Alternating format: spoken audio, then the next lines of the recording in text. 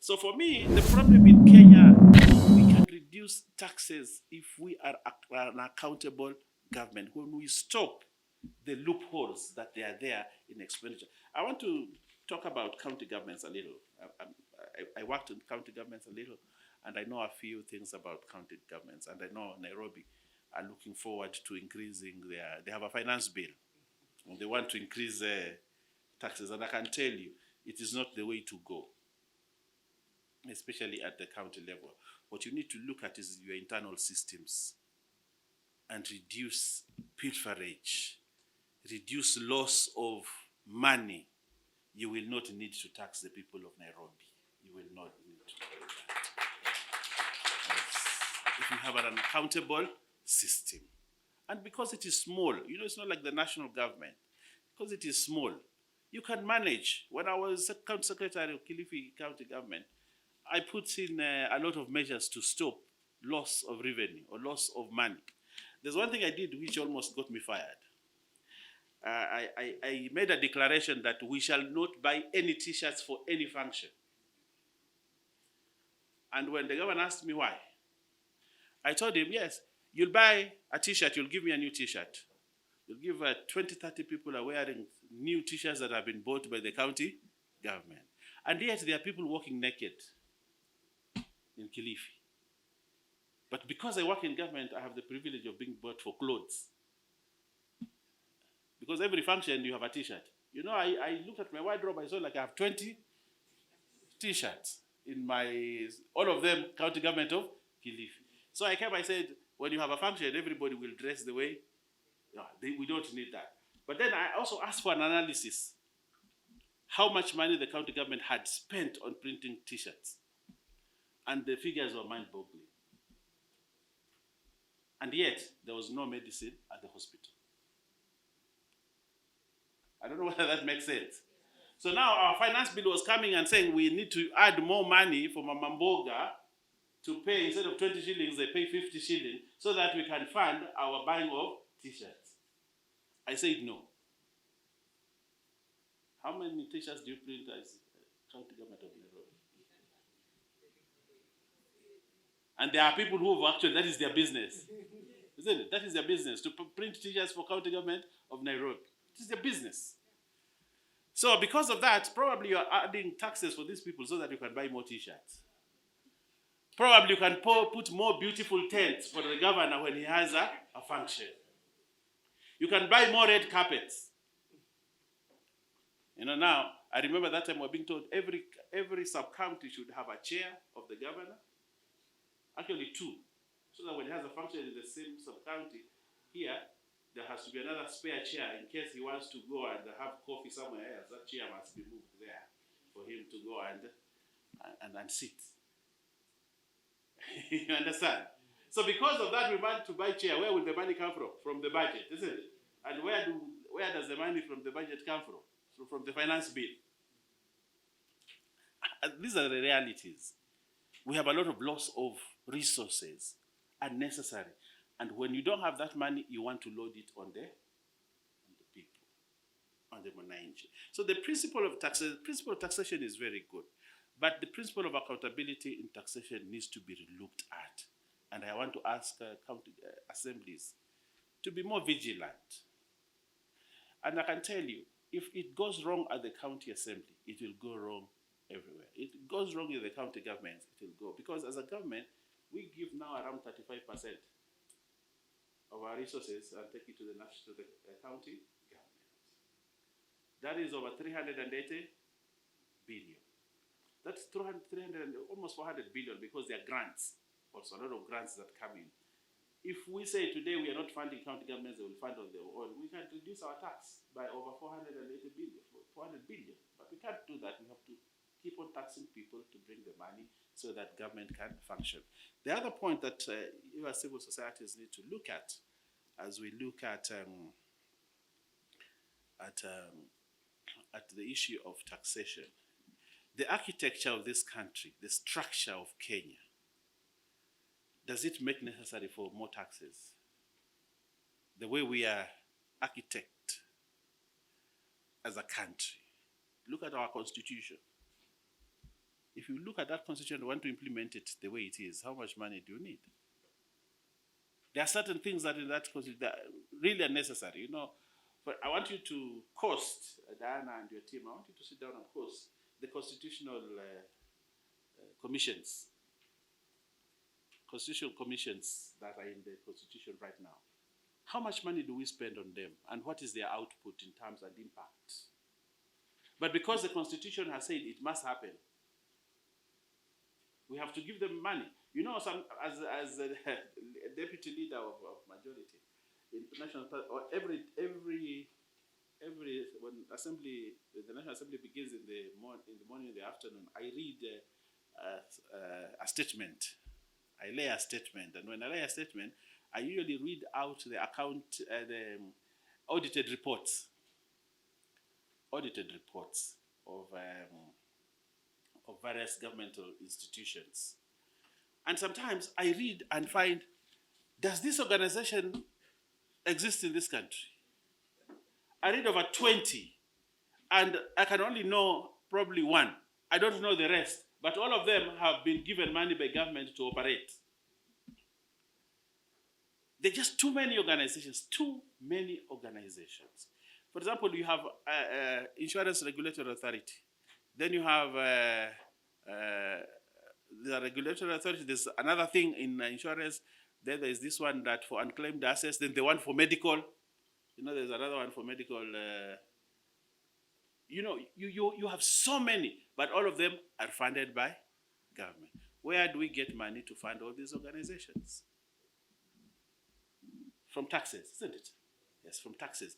And each one of them has a chairman and a board of 6 people or 9 people, and all of them have staff and vehicles and everything, and they have a budget that must come from the exchequer. Are they useful to this country? They're not. So as an institute of social accountability, and I think I've been talking about accountability. Yes. Zero in on the word what? Accountability. Accountability. And look at, where does government money go? Is it useful where it goes? Is it helping the country? Or we keep on taxing to pay salaries for people who do nothing a whole day? We are fueling the car of an MD, a Prado for the MD. First it is bought, then it is fueled and maintained. Of an MD of an organization that does nothing apart from just sitting and looking around. You do nothing. Are we losing money? Yes. And when we are getting that money, where do we get it from? Tax. This government, my belief, and I've told the president the same, must be reduced, must be lean. People said, make a lean government by ensuring you have only 22 ministers. For me, that was not the problem. Having only 22 ministers. Then you say you are running a lean government because you have a cabinet of 22. No. That government, there are so many things that makes this government so big, so huge, such that there are certain ministers who can be, this parastatal is in your minister. I say, no, I have not heard this one. He doesn't even know that there's a parastatal by that name in his ministry. But that parastatal gets money from exchequer. So for me, the problem that we have, we can say stop taxes and stop excessive taxation. The other side, the flip side of that is to borrow. Because government must run. And if you are not running government by own source revenue through taxation, you will run it through borrowing. And this is the reality. That's the reality. If you're not running your government through own source revenue, you will run it through what? Borrowing. So, what do we do to avoid both borrowing and taxation? Is for you to come back to the word what? Accountability. And say, really, hii pesa tunatoa yote kila wakati, inafanyia nini? Inafanya nini? Is it necessary to have all these organizations so that we can reduce taxes? When I vote for finance bill, and I will, like my brother Orero has said, when the president brings the finance bill, I don't want to say my hands are tied on it. I will say both my hands and my mind. My mind will struggle with my hands. Eventually, my hands will tie the mind. And I will go and vote yes because I have to, as a leader of government business within the House. So, but I also want to tell my friend that it is also not possible to review. You know, they're saying bring the act and do what? And review the finance. They're just playing politics, these ones. Just playing politics. Even this MP will tell you he wants 5% more for bursary. And you know, CDF has been increased by 5%. And they clapped, but they didn't vote for the bill that increased the 5%. But they're happy that there was 5% increment.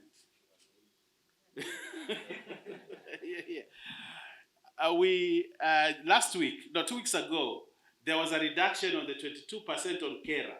You know, there's something called KERA, which is 22% per constituency. And it was reduced by 6%. 6%. It was reduced by 6%. No, almost, it was 16%, so it was reduced by around 6%. These guys almost killed us on the House of, we said, but we are reducing so that we don't tax more. But they said, no, it has to remain at 22%. So they're saying money should be enough, but they're saying no taxation. So what is the alternative? What is the alternative? He has, Orero has told us that he did camps, tents for 10 days for people to be registered. And he's saying they have not received money up to now. Where does he expect the money to come from? From taxes. So he should tell us to tax more so that he can get money to give his people. Yeah, so as I conclude, I want to say this: the hustlers of this country. I hear Diana, you know, sometimes when we go on TV with him, we stay on the opposite side and do an Lima San, that we have forgotten the hustlers. I want to tell the hustlers we have not forgotten you. And we are putting in a lot of measures to ensure that even the little money that you get from your hustle, you don't have to spend it on medical bills. Even the little money that you get, you don't have to spend it for paying fees for your children. You know, because that is what I want to look at.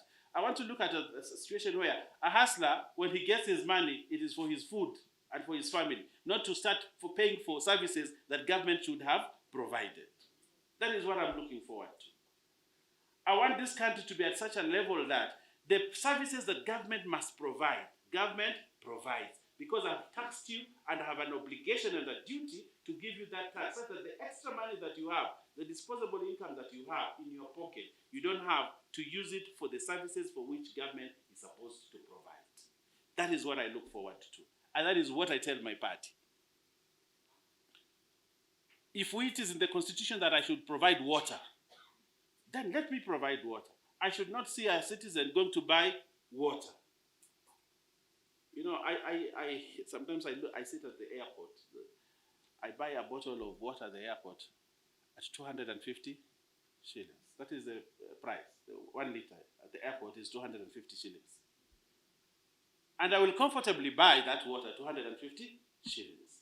But a citizen will complain that he's buying a gallon of 20 liters. 20 liters at 20 shillings. And how much?